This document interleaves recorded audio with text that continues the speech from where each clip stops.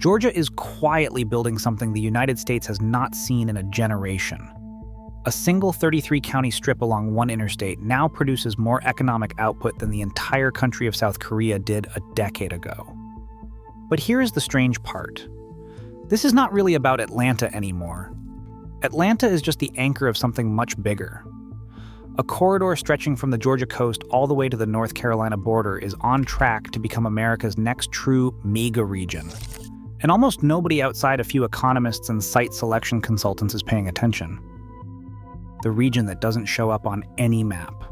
Most Americans have never heard the word Charlanta, but urban planners have been using it for almost 20 years.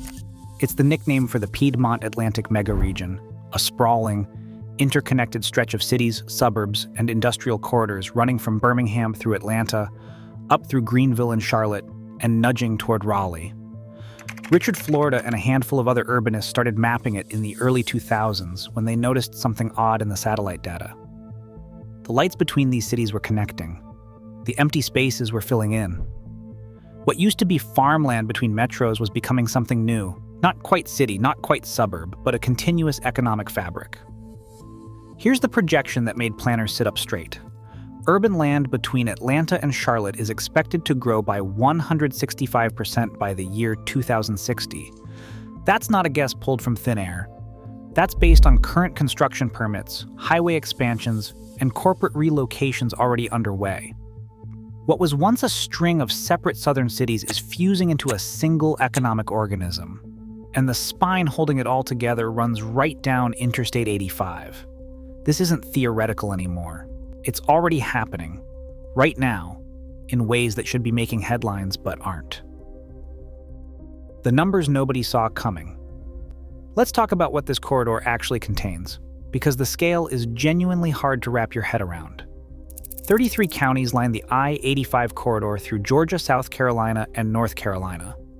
Inside those counties live roughly 22 million people, and together they generate around $543 billion in gross regional product every single year. That is close to 43% of the combined economic output of all three states, coming from a strip of land you could drive end to end in about 7 hours. Here is a detail that really shows the shift. Not long ago, the average industrial building going up along this corridor was about 50,000 square feet. Today, the average is over 321,000 square feet. That is more than 6 times larger. These are not warehouses anymore. These are megastructures, advanced manufacturing plants, battery facilities, logistics, hubs the size of small towns. Whole neighborhoods of concrete and steel are rising out of former pine forests and cotton fields. Drive the corridor at night and you will see construction lights glowing for miles, cranes stacked against the horizon like a skyline that has not quite decided where it ends. But raw numbers do not explain why this specific corridor. Plenty of regions have highways and cheap land. What they do not have is what Georgia did in 2021. The gamble that rewired the Southeast. The numbers are wild, but they only make sense once you understand what Georgia did in 2021 that no other state was willing to do. In Bryan County, just outside Savannah, state officials made a decision that sounded reckless at the time. They bought 2,284 acres of empty coastal land on specs. No tenant, no buyer, no contract. Just a massive check written against the bet that somebody, eventually, would need an industrial site too big for any existing property in the entire Southeast. Most governors would never touch a deal like that. The optics are brutal. You are spending taxpayer money on empty dirt with no guaranteed return, and if it does not work out, your political opponents will hang it around your neck in the next election. But Georgia's leadership understood something other states did not. The next wave of American manufacturing was not going to fit on a normal industrial lot. EV plants, chip fabs, battery gigafactories. These things need room to breathe. Thousands of acres, rail access, port access, interstate access, all in one place, pre-permitted, ready to move on. And here is the kicker. When Hyundai finally came knocking, they looked at the 2,284 acres and said it was not big enough. So Georgia expanded it. The final Bryan County megasite grew to 2,923 acres, a gateway to more than 250 metro markets via interstate, rail, and the fastest-growing container port on the entire East Coast. That single piece of ground became the most strategically valuable real estate in the American South. A decade earlier, it had been pine trees and drainage ditches. Now it was the linchpin of a continental supply chain. The domino. That set everything in motion. Hyundai committed $7.6 billion, 16 million square feet of advanced manufacturing. It was the largest economic development deal in Georgia's entire history, and one of the largest in the history of the American South. The scale is almost comical. You could fit over 275 football fields inside the planned facility. Thousands of direct jobs and tens of thousands of indirect ones. A supply chain pulling in component makers from across the country and overseas.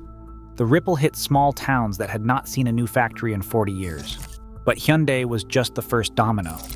Once that deal was announced, SK Innovation followed with a $5 billion commitment up near Commerce, Georgia, a town most Americans could not find on a map. That site sits directly on I-85, bracketing the opposite end of the corridor from Savannah.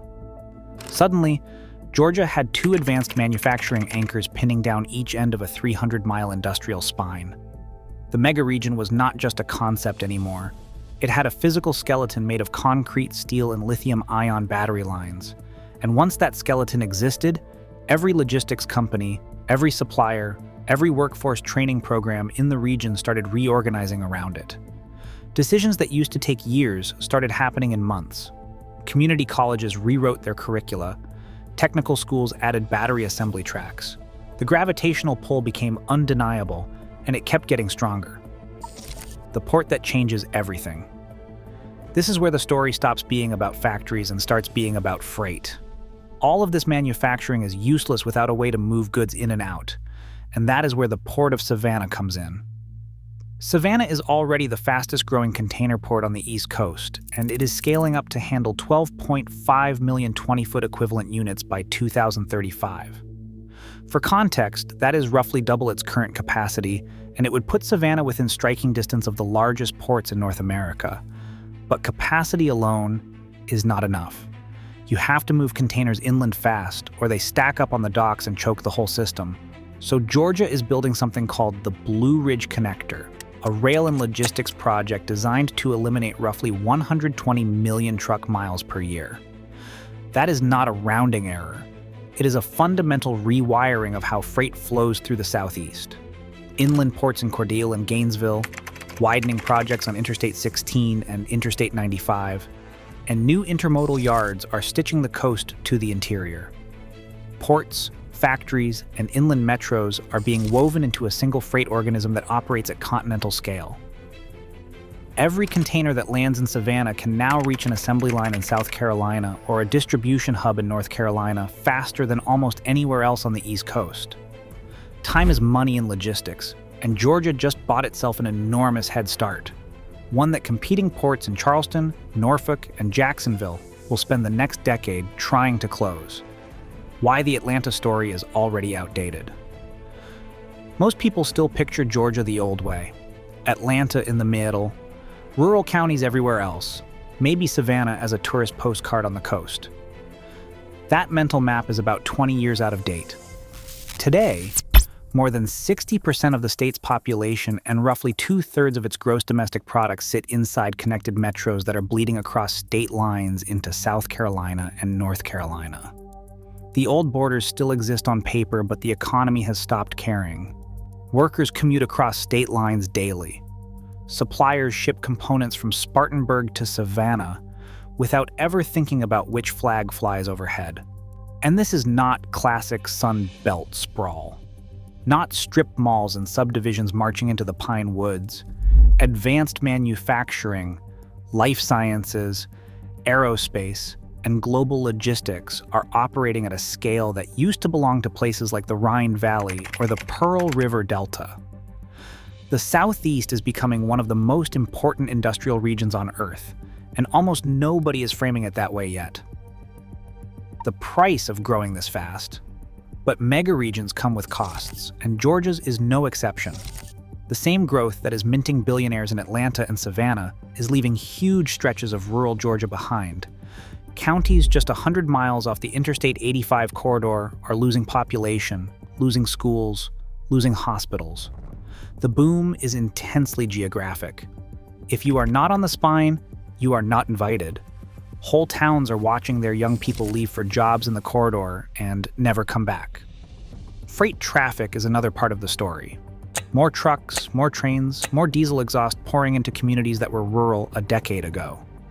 Flood risk is rising across the Charlanta watershed, and the communities getting hit hardest are the ones with the least political power to push back. Historically black neighborhoods near rail yards, working-class towns downstream from new industrial parks. The wealth is real, but so are the costs, and they are not being shared evenly. And because this megaregion crosses 3 states, nobody fully owns the problem. Georgia, South Carolina, and North Carolina each have their own governors, their own legislatures, their own priorities. Who pays for the bridge that carries trucks from a South Carolina warehouse to a Georgia port? Who regulates the air quality along a rail corridor that crosses a state line twice in 5 miles? The political fragmentation is real, and it is going to get worse before it gets better. The alternate history where none of this happened. Here is a thought experiment. What if Governor Kemp had never signed off on the Bryan County megasite? What if Georgia had played it safe, kept the land as a nature preserve or a regular industrial park and waited for a tenant to come along on its own terms? The answer is pretty clear. Hyundai almost certainly goes to South Carolina or somewhere on the Gulf Coast. Savannah hits its capacity ceiling without the inland logistics build-out to justify further expansion. And the Interstate 85 corridor fragments back into a string of competing cities instead of fusing into a single mega-region. That is the counterfactual that makes this story matter. A single decade of aggressive state-level bets, buying land on spec, pre-permitting sites, widening interstates before the traffic arrived, completely rewired the economic gravity of the American Southeast. It was not inevitable. It was a choice made by a small number of officials willing to gamble political capital on dirt. And once other states saw it working, they started scrambling to copy the playbook. The template every other state is now chasing. Georgia's post-COVID recovery outpaced almost every other state in the country. Analysts are now projecting up to $189 billion in added GDP along this corridor over the next decade. That is not growth. That is transformation. The Charlanta megaregion is becoming the organizing core of a new American economic geography, one that cares more about ports, rail lines, and gigafactory-ready land than it does about old state capitals or legacy downtowns. And here's why it matters beyond Georgia. Every Sunbelt state is now trying to run the same play. Tennessee is eyeing megasites. Alabama is reshuffling its industrial recruitment. The Carolinas are doubling down on the same corridor from their side of the border. The competition is fierce, and the stakes are enormous. Whoever builds the next true mega-region gets to anchor the next century of American manufacturing, and everyone in the Southeast knows it. 1 interstate, 3 states, 22 million people come back to the opening image. 1 interstate. 3 states. 22 million people. A port racing toward global gateway scale. A spine of gigafactories rising out of former pine forests, connected by rail lines and highways that did not exist a decade ago. The next American megaregion is not being planned in a think tank or debated at a conference. It is being poured in concrete along Interstate 85 right now, in real time, while the rest of the country still thinks of Georgia as Atlanta plus farmland. 3 forces made it happen. Geography gave Georgia a deep water port, flat coastal land, and a natural corridor running northeast through the Piedmont. Infrastructure, interstates, rail, port expansions, and inland hubs turned that geography into a functioning logistics machine. And state strategy, the willingness to spend billions on empty land before anyone asked for it, turned the machine into a magnet powerful enough to pull entire industries across oceans. When historians write about how America's economic map got redrawn in the 2020s, they are going to start with a 2,284-acre field in Bryan County that a governor bought on a hunch. And they are going to end somewhere most of us cannot even imagine yet, because the corridor is not finished growing. It is barely started.